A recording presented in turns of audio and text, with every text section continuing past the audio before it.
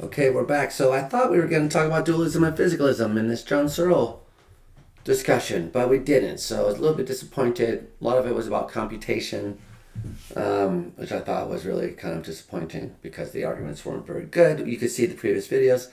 There's also a lot of controversy surrounding this, so it's a bit mixed bag.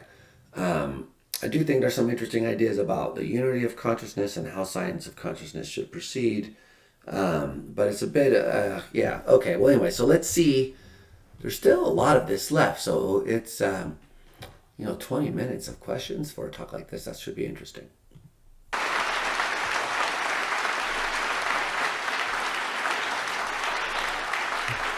Someone in a previous comment said this was Indiana University in 2015. So that's pretty good turnout for philosophy talk.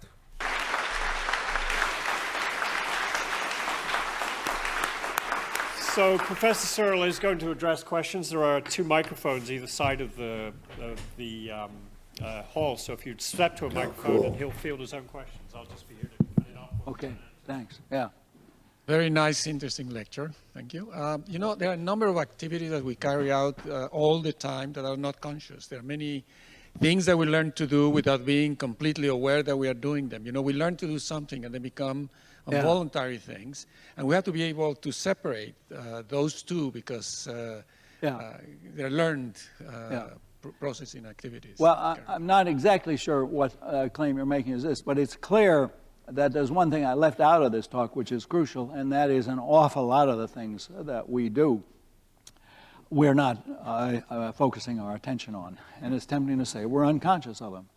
So when I walk around, I'm not thinking about how much pressure my feet exert against the soles of my shoes. And I'm not focusing my attention on these circular lights overhead. All the same, they're parts of my conscious field, and I can shift attention from one to another.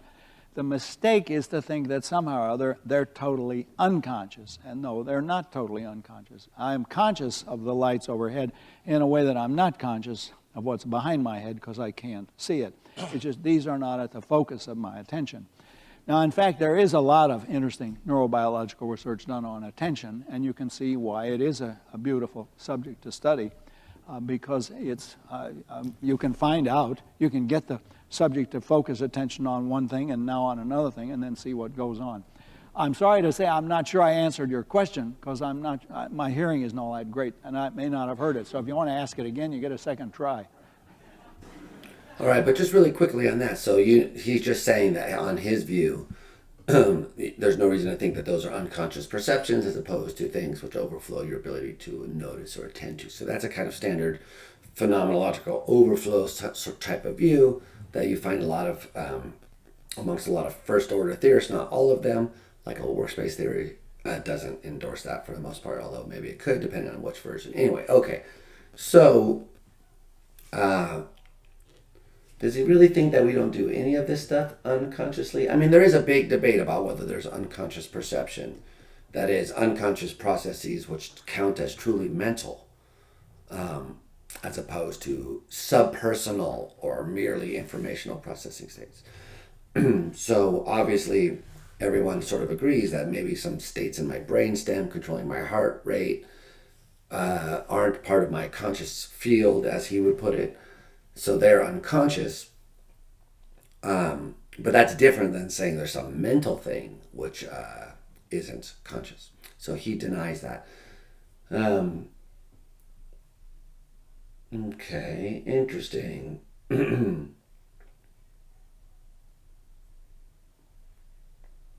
mean, I don't know. There's two sides. I mean, I like the empirical stuff, but even from, let me just take the stage here. Even from the common sense point of view, I always tell this story about my sister. From a very long time ago when I was pre-teen, we were on the beach walking where we lived by the beach, and I noticed that my sister was limping. We were talking about something, and she was limping, and I was like, why are you limping?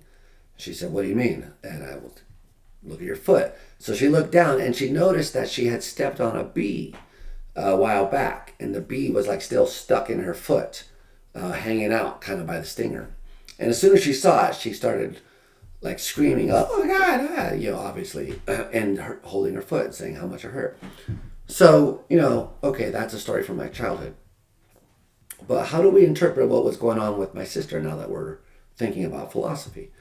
So she's limping. Clearly, the bee had already, the stinger was in her foot. She's favoring the foot. That's what limping is. But she shows no other sign of being in pain, as for instance, she's still talking with me, but she's limping. So then you point out the limping and her attention goes to the foot. She notices the damage and the bee and all the associations that it brings up. So according to Searle's view, the pain, the experience of pain was there. That's her limping. But her attention was focused somewhere else, and she didn't feel it. She didn't feel that she felt it. Whereas on another view, you might say, no, the pain was there unconsciously, and before you sort of directed your attention to it, it was having effects and stuff, but you didn't feel it consciously. So it was an unfelt pain. And Searle says, no, it was felt, you just didn't notice it. So, I'm really interested in what empirical answers we could give to this question. Anyway, so he just made his own position clear. I don't think he's really suggested a reason for taking his view over the other view seriously. But anyway, okay, interesting. Well, you pointed out to something that I have worked myself for some years on attention, and precisely of the things that we are aware of, not aware of, and we have to actually concentrate on certain things in spite of the fact that we have all the information coming to us from the external world, yes. Okay, there is a lot of psychological research now done on awareness, which is really literally unconscious, but which registers on our cognitive capacities, and you get people priming effects and so on. I mean, there are a lot of people who probably know the research much better than I do, where the guy will answer questions in a certain way, and he was primed to answer it by a stimulus that he was unconscious of. So there are all sorts of unconscious processes going on. I agree with that. Let's go over to this guy. Yeah. Notice how he said unconscious processes, not unconscious perception. So priming, if you flash a word, I'm getting notifications in my ear. If you flash a word subliminally, the person says they don't see it, you can show that it was processed and they were aware of it to some extent. So he's saying that's an unconscious process, whereas someone else might say it's an unconscious perception of the word. So there's a debate about whether you want to apply the common sense folk psychological category of perception to this thing which isn't in your field of consciousness at the moment. I think, is someone's going to deny that. He's famous for arguing for what is this idea that it's this aspectual shape or whatever, that when it comes into the consciousness field or whatever, it's got a certain point of view attached to it that it doesn't have unconsciously or something. I don't know. Aspectual shape. Okay. Is there such a thing as false consciousness? Yeah. And if consciousness is relative, how could it possibly be false? Yeah, okay. No, I have to tell you something personal here. When I was a kid, there used to be a lot of people running around that I would argue with. They were called Marxists. And I kind of miss them because they went out of business and you hardly hear them. And when did I last hear false consciousness? I mean, the standard argument that went against me is you suffer from the false consciousness because you are... I don't know that term, to be honest with you. I'm not familiar with Marxist philosophy overly so. False consciousness. I know about class consciousness, maybe. Is that from the same thing? I don't know. I did have to take a class on Marx and these things, so I sort of know some of it, but I'm not really an expert. Trading your commitment to the bourgeois way of life because you're a beneficiary of the bourgeois mode of existence. I guess what? So from my point of view, from what I know more about false consciousness, is that like bad faith from Sartre?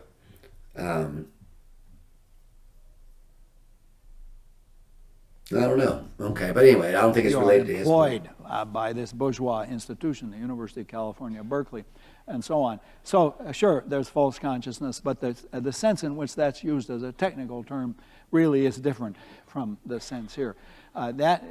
Marx thought there are sincere views that people hold, but the views are corrupted by their class situation, and consequently, though they hold conscious views, it's false consciousness. It's not real consciousness about how things are in the world. Fortunately, I wasn't lecturing about that, but anyway, grateful to have it raised. Yes? Hey, I was a little puzzled by your use of the word create when you talk about the brain creating consciousness. Ah, good. Elsewhere, Okay. Because this is the sort of stuff that gets people to think he's a dualist. It says the brain creates consciousness, so there's a brain and a thing it creates, as opposed to, does the stomach create digestion, which is his famous metaphor? Yeah, so good question. Good. Let's get to this. when you talk about the problem of consciousness, you say, well, look, we should think of the brain, the consciousness in relation to the brain on analogy with digestion, Right, as yeah. as in relation to the biology of the stomach, or liquidity as in relation to the arrangement of molecules in a certain kind of structure. But in those kind of cases, it's not that the output is a. Oh, wait, I know what he's going to say. He's going to say something about how the H2O does cause the liquidity because he has this weird notion of causation whereby it's simultaneous with its structure or something, right? Is that what he's going to do? We have a mistaken notion of cause and effect. I think I have a video of a talk on my own channel from him called Consciousness and Causation, maybe, which is, I should watch that actually, which is about this. Those videos all come from this thing that Stephen Hardnett organized. I guess they have their own YouTube channel now, but back in the old days, they didn't, and he let me put those on my YouTube channel. And I still have them there, but they never asked me to take them down. But okay, so yeah, so I want to, yes, I want to hear more about this because this is getting to the dualism stuff that I was curious about. Huh? Oh. Creation. It's just, cells arranged in terms of in a digestive structure within a living system just is, the process of digestion or liquidity. You have to say it like that, or you're not really an identity theorist. You have to say it just is. Gotta say. I guess you wouldn't even. Yeah, that's the identity theory talking. Okay. Just is the arrangement of molecules in a certain kind of arrangement. Is that how you're? I'm often puzzled by exactly. Oh no, I how, think that's how a very when deep question. Yeah.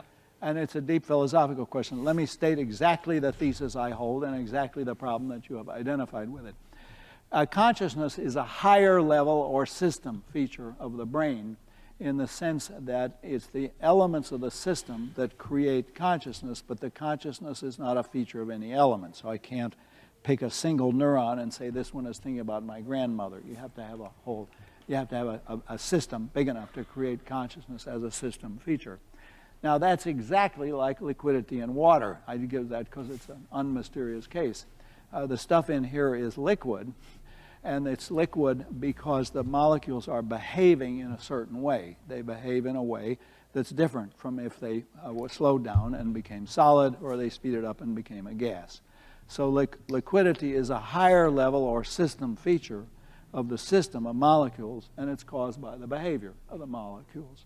Okay, that's the analogy I like, and it just domesticates consciousness. But the difficulty with the analogy is the one you pointed out, namely, in the case of the molecules, there's nothing going on except the behavior of the molecules, and we can consequently reduce the liquidity to the behavior of the molecules. We say liquidity just is a certain kind of molecular behavior.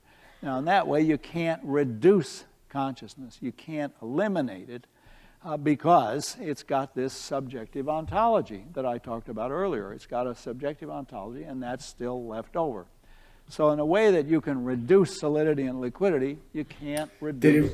Did he really talk about that earlier? I mean, he thinks he talked about that earlier, but I don't think he made it through that part of the talk. But okay, So yeah, this is his other famous line, which I guess I forgot to mention, which is that you can't give an ontological reduction in his terms, but you can give a causal reduction. So you can't sort of say how these things are related in the way you can that with water and H2O, but you can still say that it's just these something to do with it. Well, anyway, let him say it. The causes and effects. Now, my answer to that is, well, you can do a causal reduction. There's nothing there causally except the behavior of the neurons that causes your brain to be in a conscious state. But you can't do an ontological reduction because that's what makes people think he's an epiphenomenalist. Because if you do a causal reduction and say there's nothing there causally but the brain, but you can't ontologically reduce it, then it sounds like ontologically there's the conscious property, and then there's the causal system, and the conscious property is just kind of coming along for the ride, so to speak. Hey, how's it going? I'm here, not doing much. And that's not his picture, is it? That's not his view. Or is it? Yeah, I don't know. This is the thing that's puzzled me always, too. So I'm glad someone brought this up. He's not saying anything new. Consciousness has this additional feature. It's got this subjective or first-person ontology. Now, what I deeply think, but I don't know how to show it in a short space of time, is in a way that we reduce liquidity to the behavior of the molecules, you can't really reduce anything that actually exists. So it's true that the solidity of this object consists in the vibratory movements of the molecules in lattice structures. Yeah, but that causes it to do things like resist pressure. It actually supports objects. The object won't pass through it. And that is a real feature. And we didn't get rid of that when we reduced the solidity to the behavior of the molecules. That's still left over. Now, it seems it's a bigger deal for us with consciousness because we have this incredible history. Consciousness is such a huge thing in our history, and we think it's so important. Wait, what's left over? So this is the bit about the weird causal thing that he has, is that the solidity is caused by the lower level structures. That is a weird way of putting it, though. Let me go back a little bit. Let me make sure I understand this. Pressure. It actually supports objects. The object won't pass through it. And that is a real feature. And we didn't get rid of that when we reduced the solidity to the behavior of the molecules. That's still left over. Now, it seems it's a bigger deal for us with consciousness. So is he basically saying then that ultimately he thinks the same thing about water and H2O as with consciousness, that these things aren't really reducible in that way, that we haven't reduced? So then it's not the subjectivity that makes it not reducible. Yeah, I still find this pretty confusing.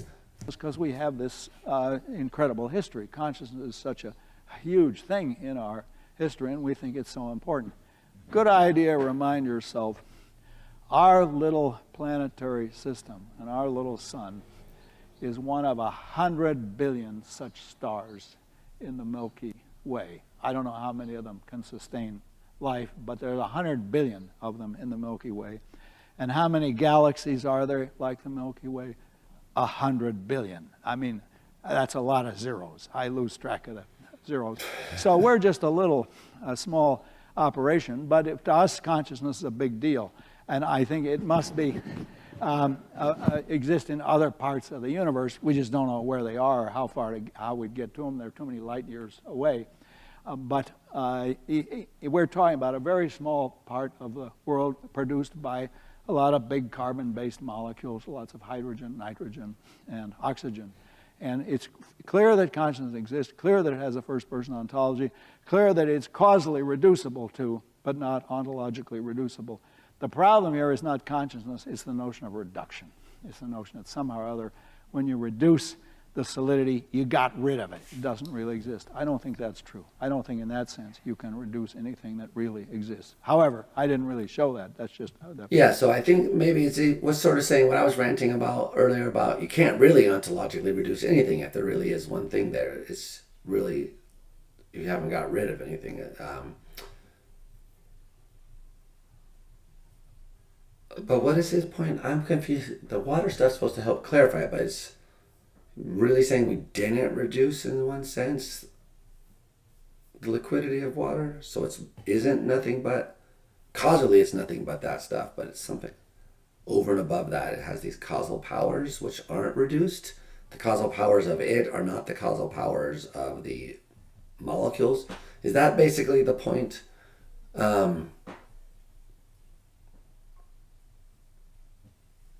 Yeah, now I'm thinking I really should rewatch that Consciousness and Causation.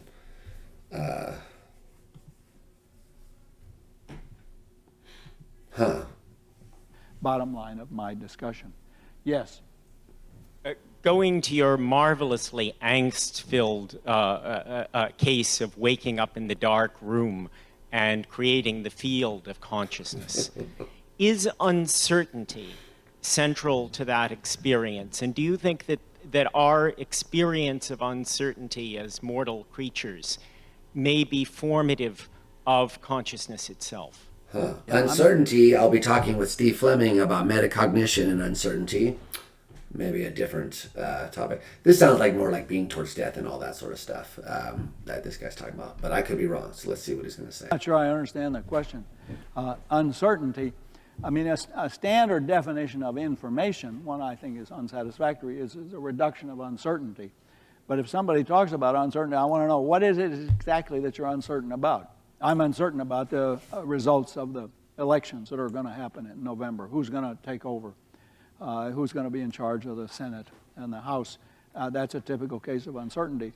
But that's not a defining feature of consciousness, nor, I think, is it a defining feature of information, that it reduces that. So I'm not sure how uncertainty figures in this discussion. Well, I'll let someone else ask another question. Okay, well, thank you for your patience. Yes, you're on. Hello, Professor Searle. Thanks for coming out and talking with us today. Like most people in this room, I wrote a paper about your ideas in freshman philosophy, and now that I'm a doctoral student in the corner of computer science concerned with creation of artificial intelligence, I spend most of my waking hours trying to prove you wrong. So given that, I have a question that I'm sure you're asked on nearly a daily basis. I've gathered that you feel that consciousness has a physical chemical basis. Yeah. And now that research in theoretical chemistry and complex systems has developed, we're now getting close to the era where we can simulate complex materials to an arbitrary degree, such that any measurement you could make on a physical material, you can make an analogous measurement on the computational material. Mm-hmm. So given that the consciousness has this physical chemical basis, if we could simulate a brain to the degree such that any measurement you made on a real brain, you could make an analogous computation, in what sense would this brain not be conscious, this computational brain? No, it's a good question. And the question is, what do you simulate and what do you duplicate? Suppose you did a perfect computational simulation of my brain, and you did, imagine we do it down to every neuron. So for every neuron in the brain, there is some sort of a computational sequence in the computer. Will it be conscious? No, because the brain doesn't just simulate those processes, it realizes those processes. It has those processes in an intrinsic or observer-independent fashion. What the computer constructs is a model. And you can do a model of the flow of income in the Bloomington economy, or the pattern of rainstorms in weather in Indiana. But the simulation of the rainstorms won't rain, and the simulation of the economy won't make money. The simulation of a 5-alarm fire won't burn the house down. All of those are models. Now, this is one of the key notions I want to get across. The simulation of brain processes that produce consciousness is to actual consciousness, as the simulation of the flow of money is to actually making money or actually losing money. All right, so this is his famous line. I think Bernardo Kastrup has a similar line in many ways. I mean, I just think that this is wrong. It's clearly wrong. Even if you thought that he was totally 100% correct, it would just show that the kind of computation that we have in a digital computer isn't going to work. It's not going to show that some other kind of system built according to different principles would work. So quantum computers, non-classical computers, things we haven't thought of, etc.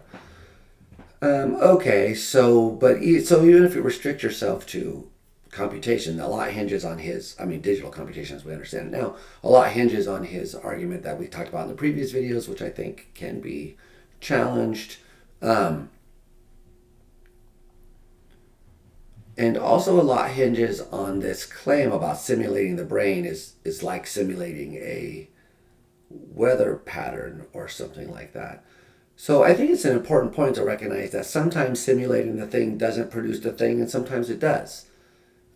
So simulating a computer produces a computer. That's the most obvious example. I have an emulator. I play. I'm shy. Is that illegal? Yes, I play old video games on an emulator. So what is that? Does it produce the Sega system? Yeah, not physically the hardware, but it simulates the hardware and produces exactly the same game. That's why people are always surprised. Like, it looks just like it. That is it. So in that case, you simulated something and you made it. So the question is whether consciousness is that type of thing. If the brain is a computer, simulating a computer gives you a computer. So if the brain is a computer and you simulate the brain, then you have a computer in the simulation, because a simulation of a computer is a computer. So a lot hinges on this debate about computation over whether the digital simulation is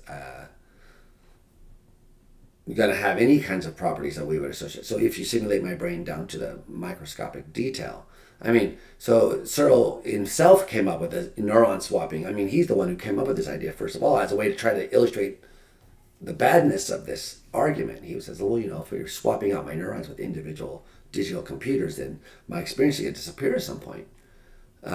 Chalmers turned that into the fading qualia, dancing qualia argument, which I think is interesting, but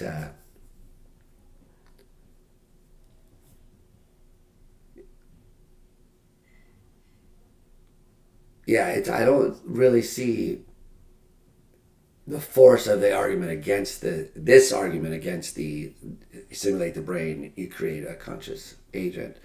It would be interesting to see him engage more with the kind of argument from the fancy fading and dancing qualia argument, which suggests that denying that the conscious experience on the other side is the same results in a kind of severe skepticism. Okay, but anyway, so we know that this is well-worn territory. Okay. My favorite example, the simulation of digestive processes is the actual digestion. You do a perfect computer simulation of digestion on your computer. You can't then rush out and buy a pizza and stuff it in the computer, because it'll just jam the computer, because what the computer gives you is a model or a picture. A joke is not an argument, although, And that's very useful. It's terrific to have these models. Now, why would we make this mistake? Nobody thinks a computer model of digestion will digest, but they think a computer model of thinking will think. And the mistake is a deep mistake, and it goes back to these mistakes I mentioned earlier.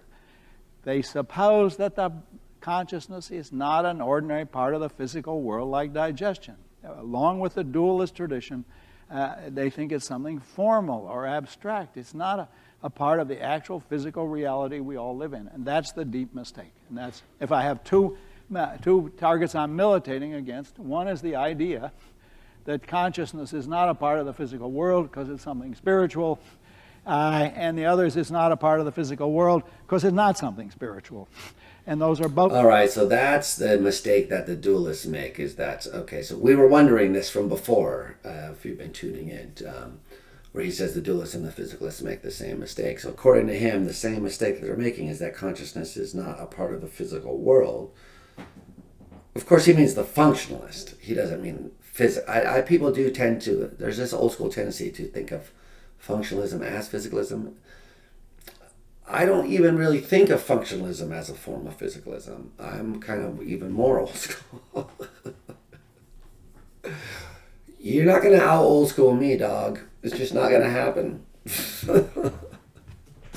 Now listen. Okay, so what does it mean to be a physicalist theory? Is to say that the thing is physical. So it is clear that rewatching this is bringing back to me a lot of things I say. They really have their roots back in this this way of thinking. I can see the influence that Searle has had on my current thinking. I can see where I depart as well, but it's there, man. It's there. So I think it's, yes, consciousness is a part of the physical world. Let's not deny that. That's ridiculous to deny that. It is a part of the world. Of course, the dualist will say it is as well. That's why Chalmers wants to call himself a naturalist. It's a part of the world, just not the part that you can mathematize part. Okay, but still natural. So part of me thinks, okay, there's some rhetoric going on in the background when we say consciousness is a part of the physical world. But I would say, yeah, it's a part of the natural world. It's a thing like everything else. We want to understand it and explain it. The dualist puts it outside of the natural world, in a sense, I guess, is what he's saying. Even if they try to relate it to the natural world with laws, maybe it's still sort of apart. But anyway, I'm getting distracted because the part about physicalism is that functionalist, like, I think the point that he's making is a good one, in a sense, that the functionalist is someone who thinks that what the mind is this abstract functional program or something. It's not really, it so happens that it's implemented in us in this way, but it's not really important to the functionalist that the mind be physical. Because you could implement these functions in presumably in non-physical ways. If it's possible to have non-physical stuff, then they could be implemented in these functional ways. At the beginning of this stuff, people used to say this was a benefit of functionalism. This was something it had going for it, was that it was neutral in this way. But of course, the identity theory is not neutral. It says consciousness is physical. It's a biological part of the brain. And that's more physicalist because it says necessarily, essentially, as part of its nature, consciousness is physical. Whereas functionalism says accidentally, contingently, as it so turns out, matter-of-factly, consciousness is related to these brain states, but it's the functional stuff, which is what consciousness is.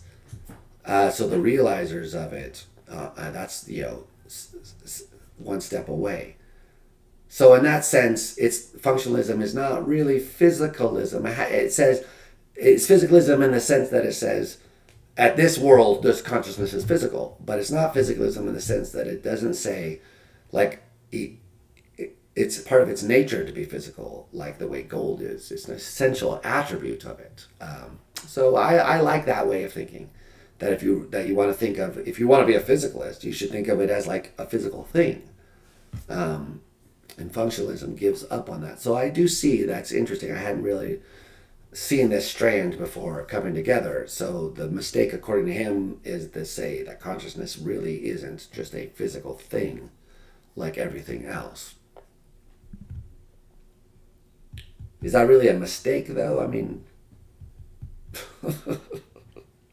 Okay, anyway, it's interesting. I'm glad I stuck around for the question and answers, but let's continue. Mistaken. It is a part of the physical world, and that's my main message. Yes, you're on. Yeah, oh, wait a minute. yes. These guys over here, I didn't want to leave them out. Who am I to turn down a guy on the left wing? Yes. I appreciate that. So, Professor Searle, I just wanted to ask a question, make sure I understood something you said earlier about the chess example. Yeah. Supposing that I was going to play a computer and I haven't played and I don't know how to play chess, yeah. and somebody teaches me and says, okay, if you see this move, do this. If you see this move, do this. Yeah. Say I then play the computer. My question is, maybe in multi-part. One, is it the same? Are we doing the same process in that sense? In the sense that I'm getting input and I'm having an output the same way the computer is. And if there is a difference, is the difference that there was already a pre-existing conscious field for me that I learned it through versus the computer that didn't have that field? Okay, no, those are good questions, and the answer is if you just think of what it's like to actually play chess, that involves a whole series of conscious operations. Kasparov has to know such things as that. I mean, look, first, no one's talking about this idea that maybe the computer has a different experience. It's not playing chess like us. That doesn't mean it's not understanding chess in a different, uniquely computer-like way. So that is, a lot of this, like, it's got to be like us stuff in the background seems to me wrong if the question is just, is it thinking?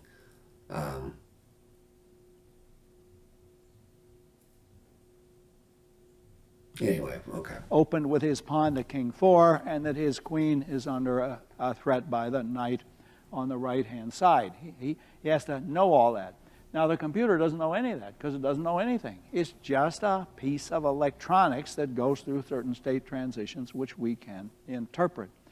Now, I put myself in an intermediate position where I don't know I'm playing chess, but I do consciously go through the steps in the computer program. So what I have is not actual chess pieces or even chess symbols.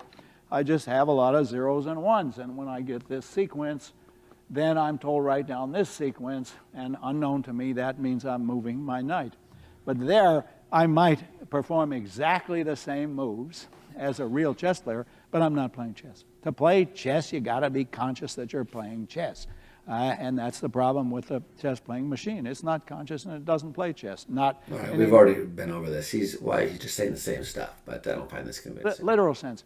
Now, let me give you the qualification immediately. It does what those guys designed it to do. They succeeded at what they were trying to do. I'm not arguing with their success. I am arguing with the interpretation of this success. The interpretation of the success is that in exactly the same sense that Kasparov beat Karpov, Deep Blue beat Kasparov.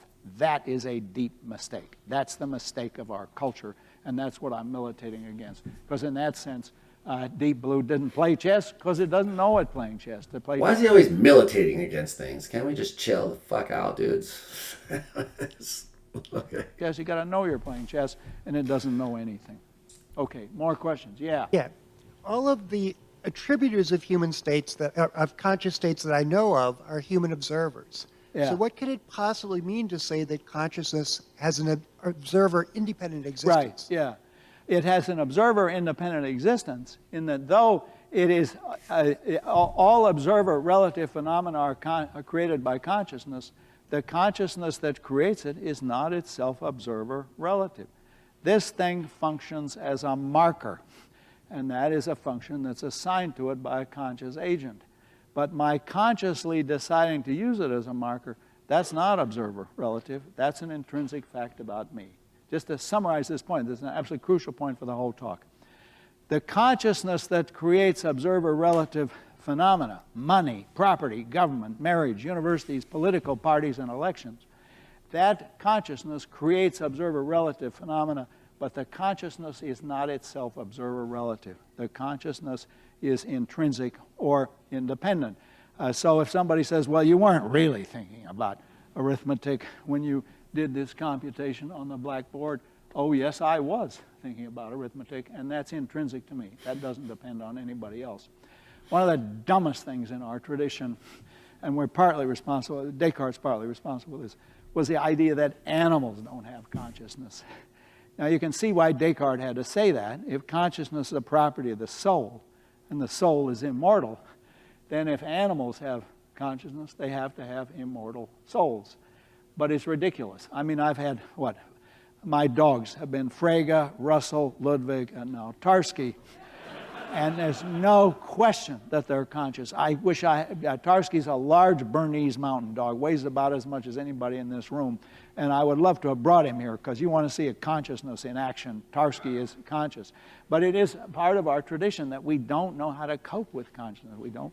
And when I first got interested in this, I told you people felt it's not really a suitable subject for science. And in those days, when I said in the cognitive science meeting, we got to focus on consciousness, The graduate students are always a good barometer of which way the wind is blowing, would rub their eyes and say, oh God, there he goes on again about consciousness.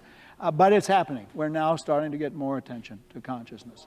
One last... Just really quickly on the animal thing. So I think it's commonsensically obvious that dogs are conscious. They're a special case, by the way, but like cows and chickens. How you establish that scientifically depends on showing what part of the brain is responsible for consciousness and demonstrating that animals have it. So there can always be room for naysayers. And you don't have to be a Cartesian dualist to have skepticism about animals. I mean, I think I mentioned already that when I was reading Michael Graziano's book, Gazzaniga's another case, but anyway, it denies frogs are conscious. It's not dogs, but frogs. So this view gets a lot of ridicule, but I don't think I think it's obvious frogs are conscious. But I don't think it's obvious that we've proved it scientifically. The methodological question, I think, is really difficult. Okay, we're almost done. One last question. Question. Hi, wonderful lecture, by the way. But one of the things that was on my mind for most of the lecture was something that you said. It was that motivation and belief are observer independent. Yes, yeah. And I was wondering really how you would, well, I was thinking about how we ascribe motivation to other conscious beings. We interpret their actions, see if they follow a common theme or pattern, and then decide, oh, this person has beneficent or maleficent motivations. Yeah. So, but that seems to be observer relative. In other words, the method of interpretation basically determines what kind of motivation you ascribe. So my question is, how can you, in an epistemically objective sense, decide that something has motivation or belief? Okay. Or that, Okay, interesting. So related to the previous guy's question about we're always interpreting other people, so how is this? His point is that you desire to believe something from your own point of view. It's not dependent on someone else interpreting it you as that way. There is a strand of philosophers who do think this.